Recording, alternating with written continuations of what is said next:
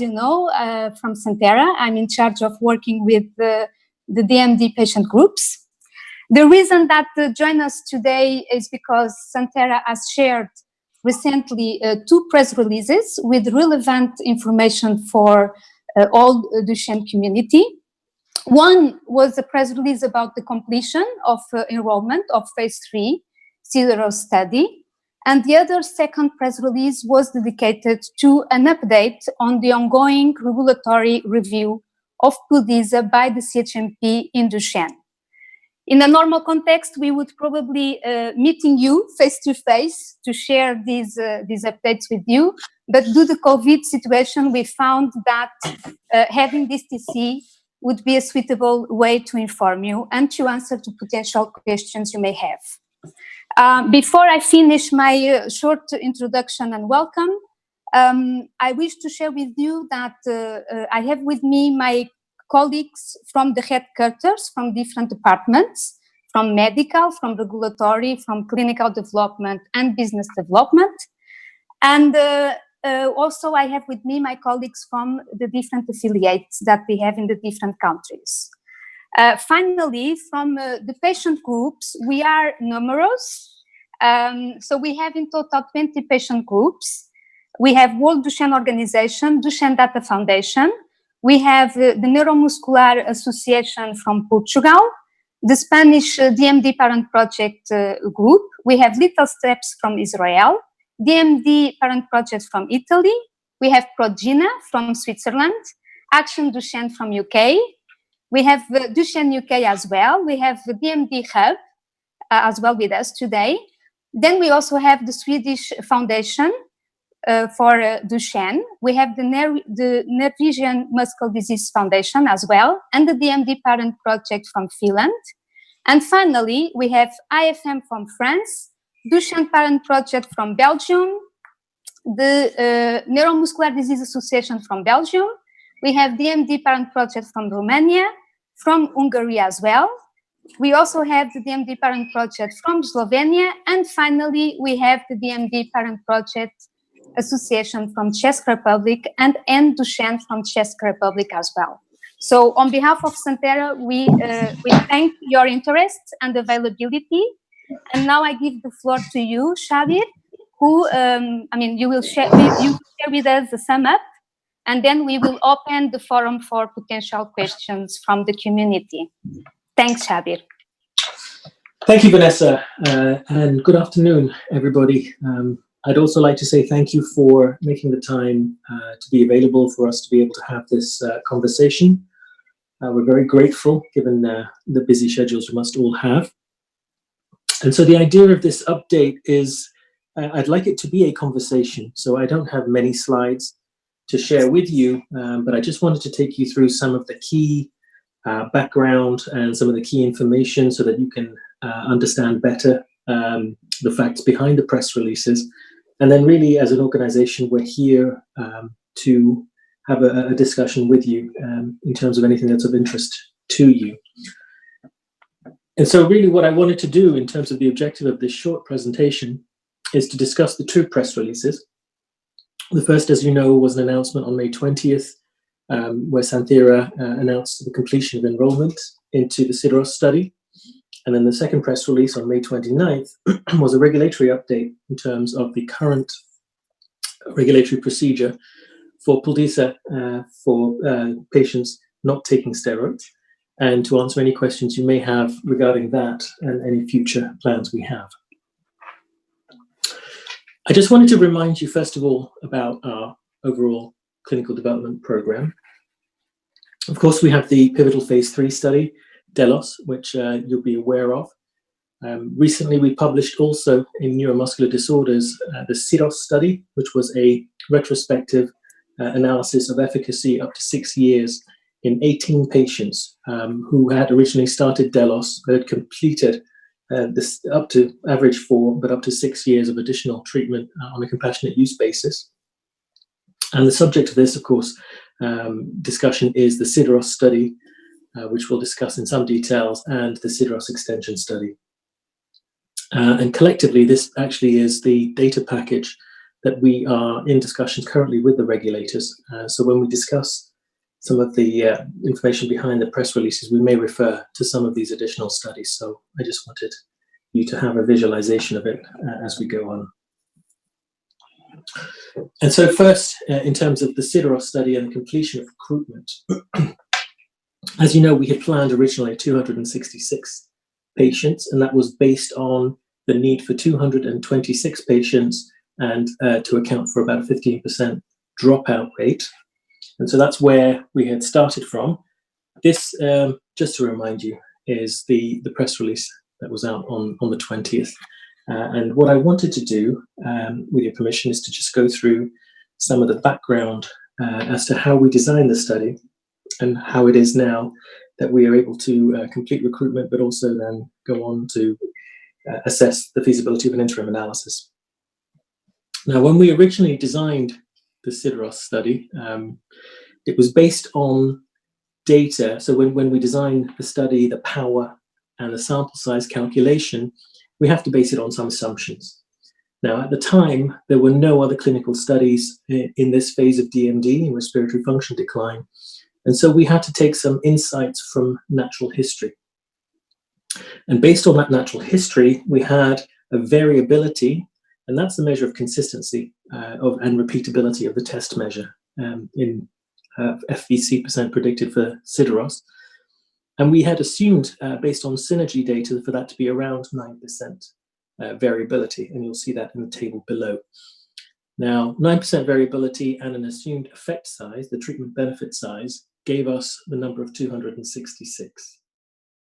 And because it was based on natural history and not clinical trials where the conditions are slightly different, and with the basis that SIDEROS also had study procedures to try to reduce variability, and that's the baseline characteristic. So subjects had to be able to repeat FVC measures within 15% in terms of entry into study from baseline, plus also the centralized overreading and the use of centralized equipment. We knew that the variability was likely to come down.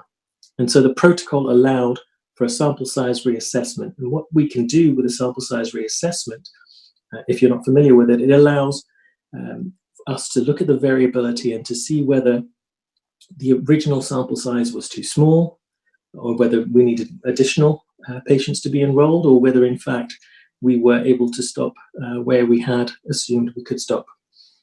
And what we found when we did this blinded, and it's a blinded analysis of the data, was that the variability, instead of being 9%, was down at about 6.9%. So about a third, 30% reduction roughly. And so that gave us a power for the study. Now, normally power is between 80 and 90%, and that's your ability to see a true treatment effect. Went from 90% to above 99%. So in effect, the study was exceedingly well powered. Based on that, we were able to conclude that we had completed recruitment at 254 patients rather than 266 because we had such good powering. Any questions on that? It's a bit of a tongue tie to go through all of that. Is everyone muted, Vanessa? I'm going to check. Yeah, if you could unmute.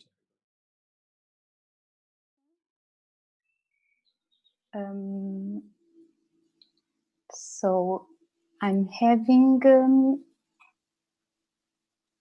I can't now unmute everybody, Xavier. Okay, that's okay. We can come back to it then, don't worry. I just thought because that... I have unmute. Okay. Does anybody have any questions for...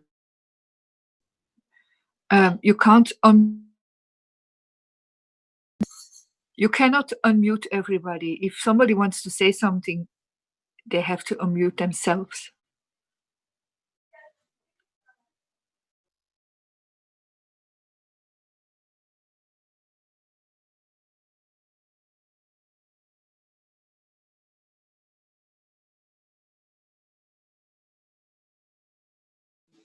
If there is any question, please unmute and you can raise the question to Xavier.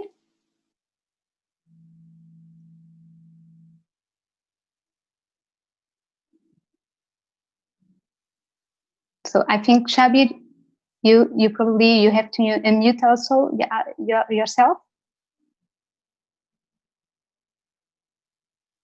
Oh, it was my feeling. Yeah, great. Okay, so don't worry. If there are any questions, we can come back to it. So basically, okay. The message here is that SIDEROS as a study is very, very well powered to be able to detect a treatment difference. And based on that, 254 patients is more than enough in order to conclude that recruitment has been reached. The other thing I wanted to start to take you through are some of the decisions that helped us to come to the point where we wanted to do an interim. And this table shows you the number of patients by time and study. So at baseline, we have 253. Of those, 6 months completers are 203. 171 have completed 12 months of the study, and 126 have completed 18 months in the study. And so you'll see almost half of the patients have already completed SIDEROS and have then transitioned into the SIDEROS extension program. And based on the 126 who have completed 18 months, we calculate that we have 80% power to be able to detect a treatment difference.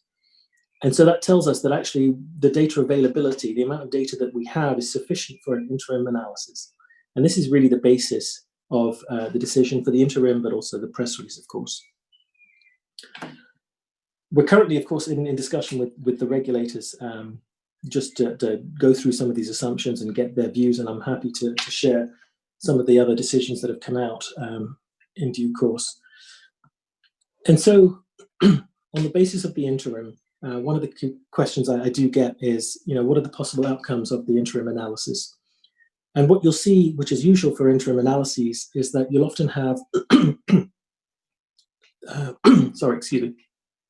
you'll often have an independent analysis by the Data Safety Monitoring Board, who will be doing a blinded analysis. So we will be blinded to the data, and the Data Safety and Monitoring Board will conduct the analysis in a blinded fashion and then report back to us.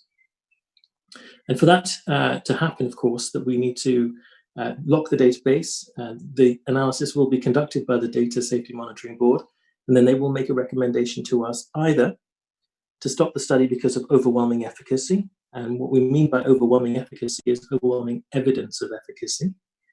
Or they will say that the study hasn't reached the threshold for overwhelming evidence of efficacy, but is not futile, i.e. there is probably a treatment effect there, but needs to continue. Or that the study is futile and has a very low probability of being able to show a treatment effect. And so these are the usual three outcomes for most interim analyses. If the analysis is positive for overwhelming evidence of efficacy, that would then lead to a recommendation to discontinue the trial, early termination, because of efficacy. Of course, it would no longer be ethical to continue patients in the study, and in effect would bring the study to a close, and then we would do the usual procedures to stop the study, clean the database, lock the database, and have the final analysis somewhere in Q2 2021. In the event the recommendation is to continue SIDEROS, of course, we're blinded to the study, and so we would continue the study until its planned termination or its planned closure in 18 months' time. Any questions on that?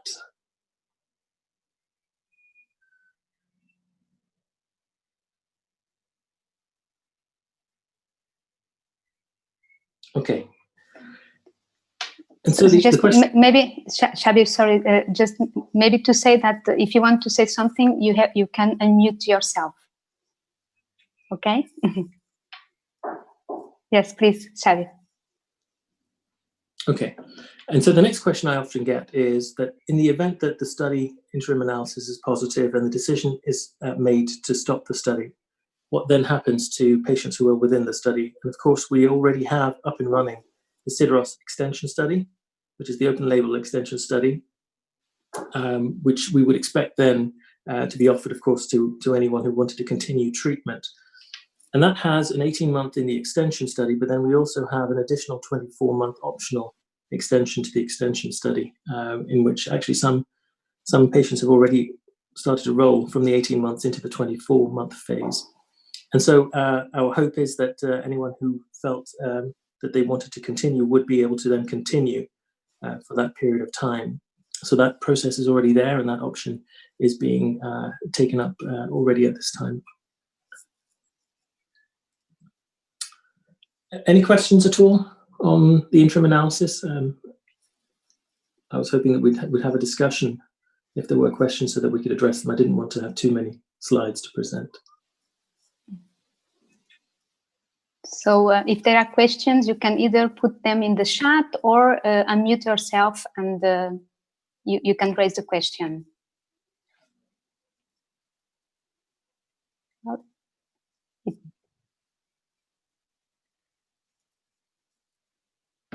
Okay, so I have received, Xavier, in the chat a message that everything is very clear. Okay, super. Thank you. Just checking the chat. Yeah, I'll keep it open so I can address the question. Yeah. And so really, in summary, the SIDEROS study at 266 patients was already very well planned to be a powered study at 90%. What we found is that actually the variability and repeatability of the FVC percent predicted measure was less than we had thought.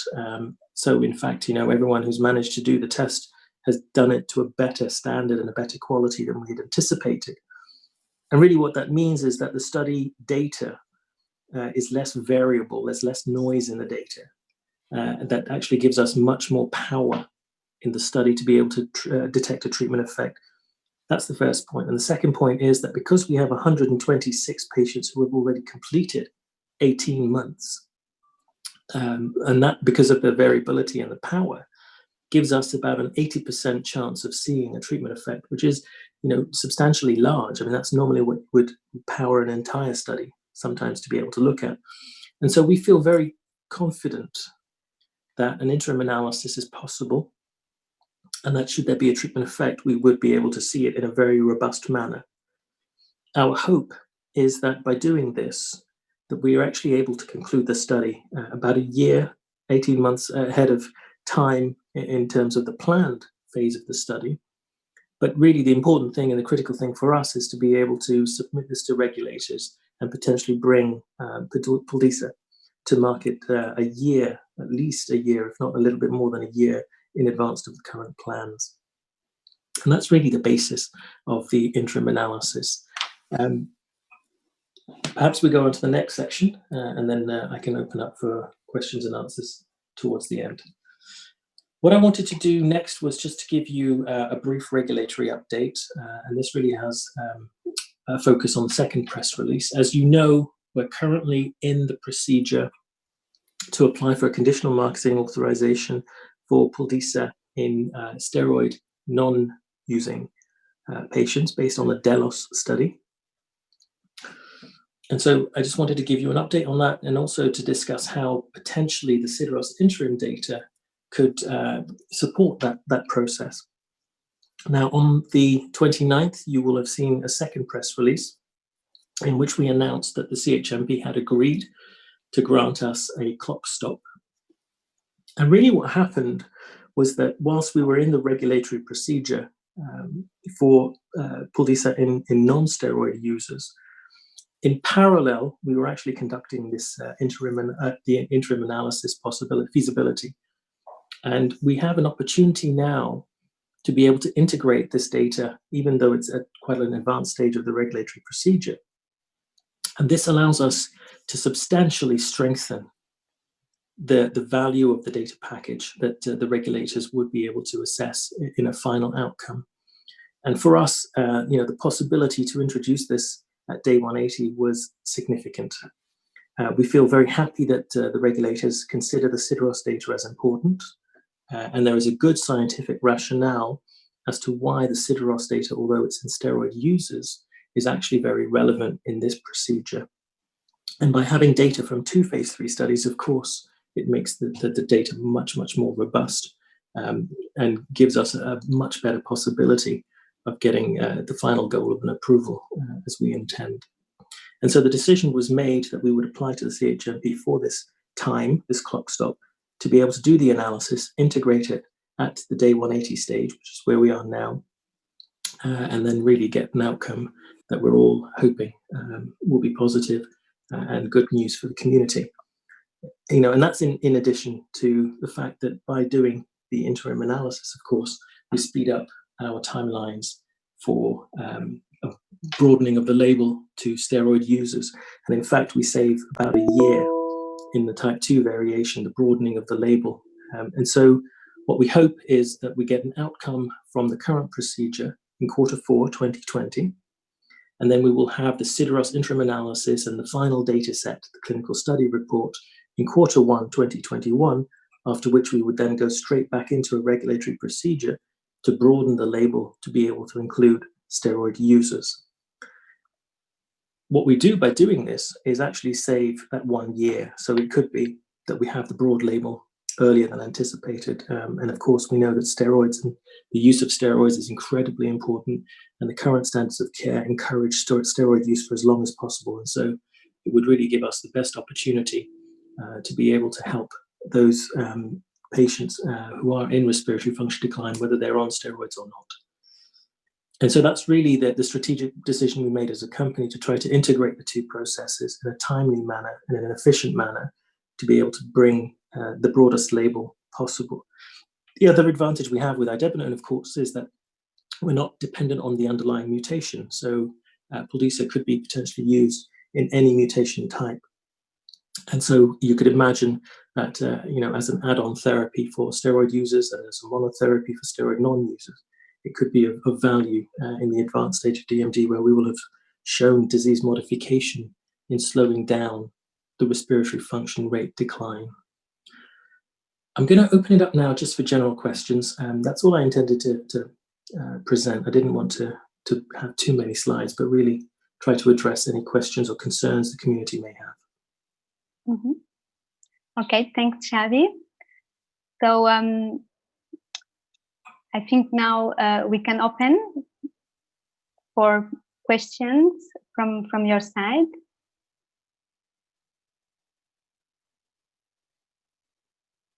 So for that, you have to unmute,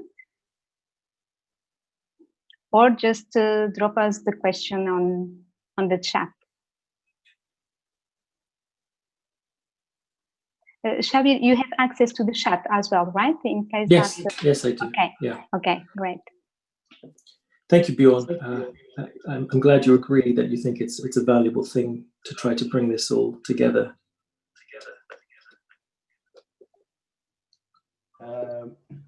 Bjorn from Sweden. I don't call it a question, but here in Sweden we got our professors Thomas Seiersen and Martellinius, and they had a clinical trial with idebenone.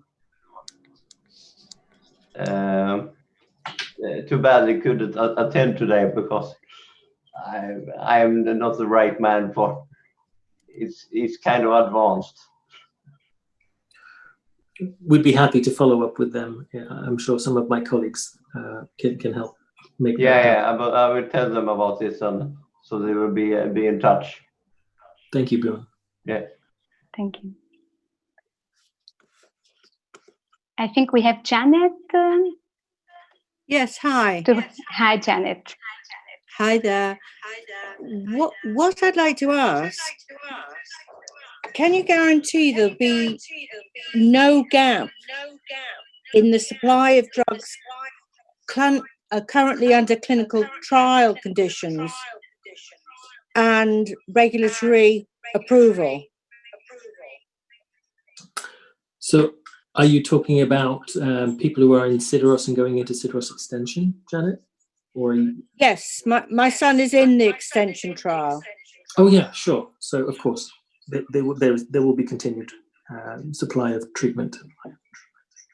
So the SIDEROS extension, has he just started the extension, or is he quite... No, he's been on it about a year.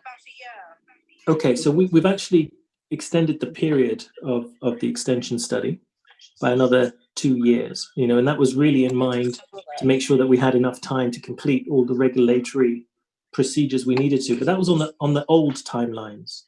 Hopefully, given the interim analysis, that'll be sped up. But yes, there will be continued treatment and supply of treatment. Right, excellent.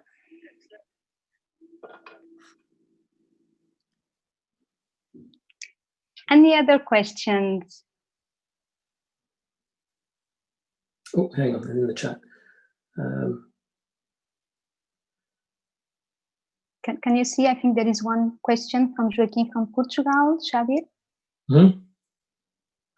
So he's asking, what was the age range of the patients who participated in the SIDEROS study? So it was 10 years and above, but really the most important feature of the SIDEROS study is that respiratory function had started to decline, which means that FVC percent predicted was less than 80%. Okay.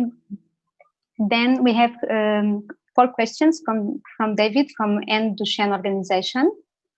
I cannot see if you can read it, Xavier. Yeah, of course.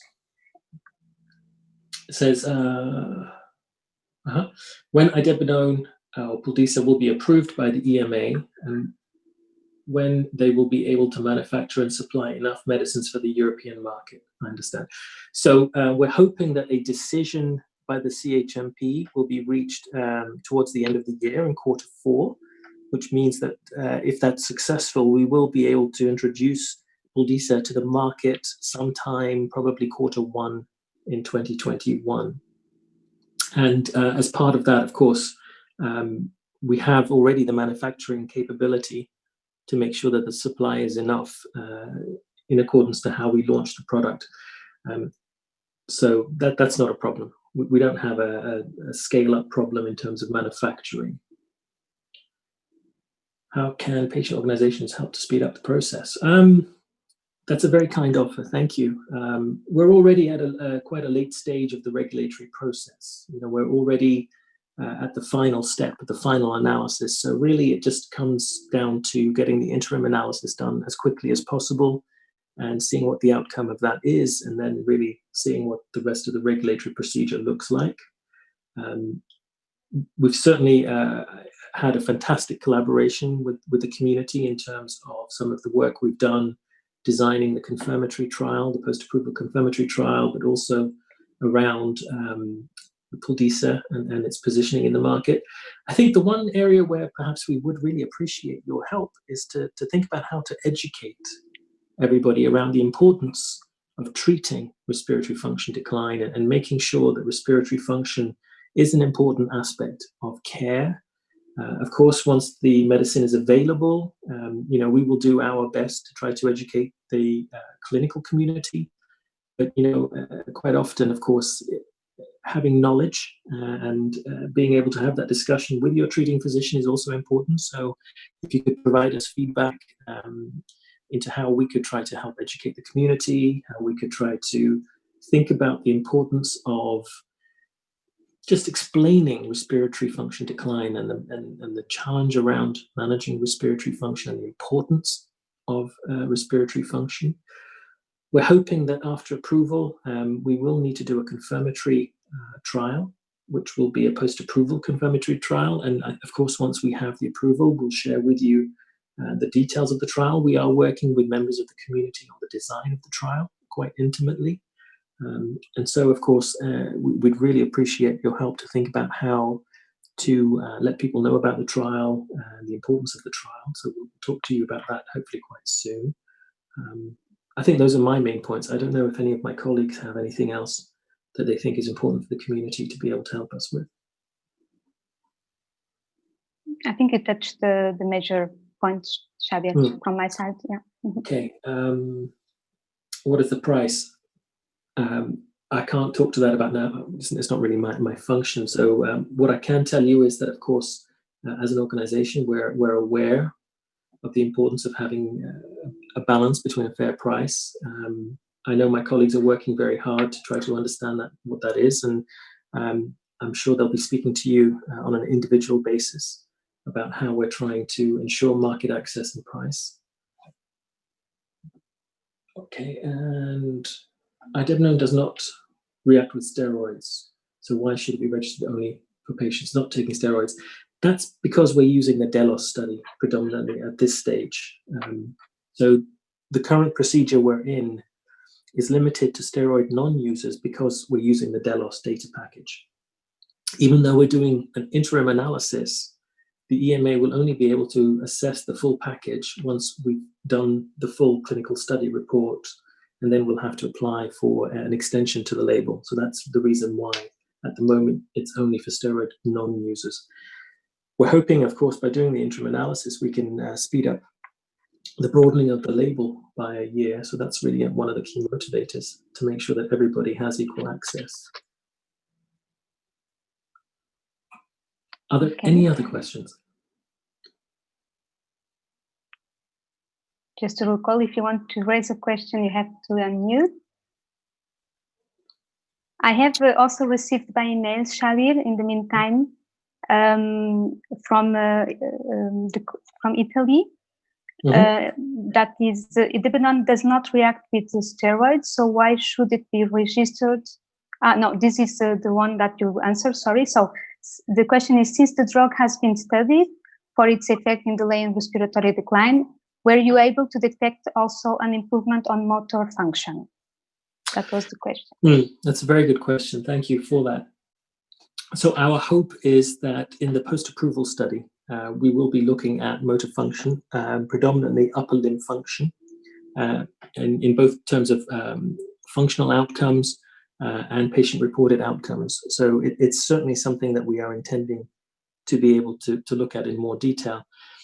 Our slight challenge was that at the time of Delos and at the time of SIDEROS, there were really no sensitive enough tools to be able to measure a change in strength or function of the upper limb. Of course, in the last few years, we now have the pull, we have now PROM, we have, lots and lots of dynamometers and the myogrip tools that have been shown in natural history to be able to be very, very sensitive enough to detect a change. And so we're hoping to utilize all of this new technology in our next study. I'd be very excited to be able to show you and hopefully demonstrate that idebenone may have an impact also on upper limb function.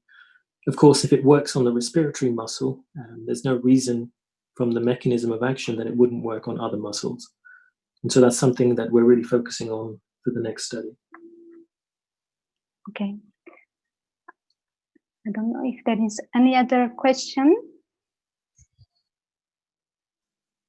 So we have one, Xavier, in the chat. And so, that's a good question. So we can talk a little bit about this, but, I've got to be mindful, of course, of regulations. And so what we've seen in the Delos study is that idebenone has actually reduced the rate of respiratory function decline. That's how much it gets worse over time. And so what we know about idebenone is that it works on the mitochondria to make the muscle more healthy, has more energy to be able to help the breathing. The Delos study was the first pivotal study to ever be able to show a change or a slowing down in terms of respiratory function decline. But it's a 12-month study. And so that gives us a good basis to try to understand what a potential benefit could be of idebenone. And then we published the SIDEROS data, which I mentioned briefly. And this was really in a smaller subset of 18 of the 64 Delos patients who continued to receive treatment for an average of 4 years and up to 6 years. And what we were able to show is that consistently for those patients who were taking idebenone, that the rate of respiratory function decline was much less over that 4 years than would be expected from natural history. And so what that probably tells us is that the treatment with idebenone preserves respiratory muscle function. And so then you're able to actually breathe and exchange air much more efficiently than if you were not on treatment compared to natural history. And some work that we've done from natural history and modeling from natural history indicates that if this treatment does what we think it does for long enough, we should actually be able to delay the time to needing assisted ventilation. And that's really the focus of what I described as the post-approval study, that we'd love to be able to, if we get approved, to be able to do a very well-designed study to show a delay in time to ventilation. And that's the objective that we have, but also an objective that's been agreed with the regulators as really the most appropriate confirmatory trial. Thanks, Xavier. Any further question? In the meantime, Shabir, I can bring to you a question also from the MD Parent Project Italy that I got it. The question is, in the hypothesis of marketing approval of the drug, would it be compatible with givinostat? Yeah, I'll need to look at that. Certainly from the mechanism of action, they're very distinct. I can't answer it directly, of course, because we haven't studied it, but perhaps what I can do, Vanessa, is to follow up individually, just to be able to give the answer. Okay. So we have another one in the chat. I don't know if you have. Yeah. At what point would someone have to start idebenone ideally? Okay, that's a very good question, of course. And so, because we've only studied idebenone during the phase of respiratory function decline, that's where the label will indicate you need to start. What I know about the mechanism of action of this drug, of course, is that it works on the mitochondria, but we also know that it tends to work better in a state where muscle is more healthy. And so ideally for us, given the data that we have, we feel that the drug should really be used as soon as you're in respiratory function decline. Because if it does indeed preserve muscle function, you really want to use it as early as possible where muscle is functioning well. And it preserves muscle function and then respiratory function for as long as possible in order to get the maximum benefit. So, the way we think about it is that anyone who's really in respiratory decline phase, and that's less than 80% predicted in respiratory function, should really be the person who would most benefit. Now, of course, it depends on the steroid status. For those who are continuing to take steroids, we then have to wait until a decision had been made for whatever reason that steroids are no longer appropriate.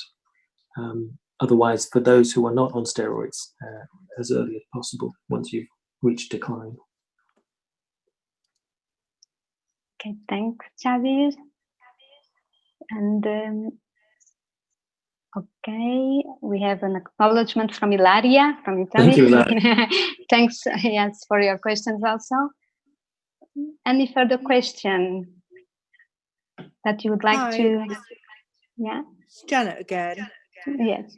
Are there any plans to look at the effect of idebenone on the heart?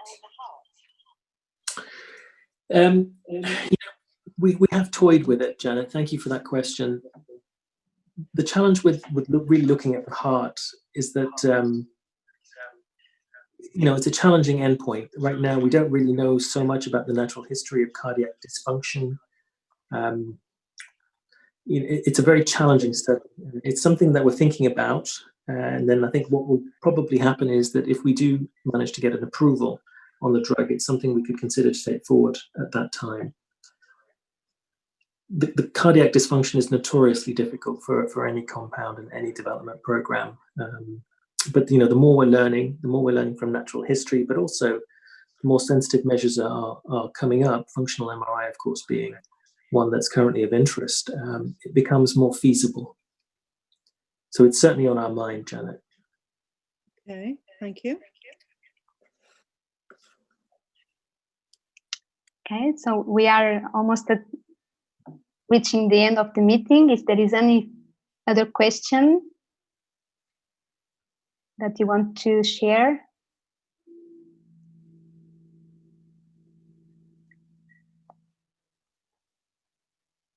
It seems this is the moment where there is a huge silence. So perhaps, Vanessa, if I can say, if you have any questions, please follow up with any of my colleagues. They'll certainly send the questions to us. Be happy to respond to any questions that you have. I know we've covered quite a bit, but so if you do have a question that you think afterwards, we'd be very happy to respond to it. Yeah. Okay, so we have a question, Xavier. I don't know if you could see it from Joaquim from Portugal.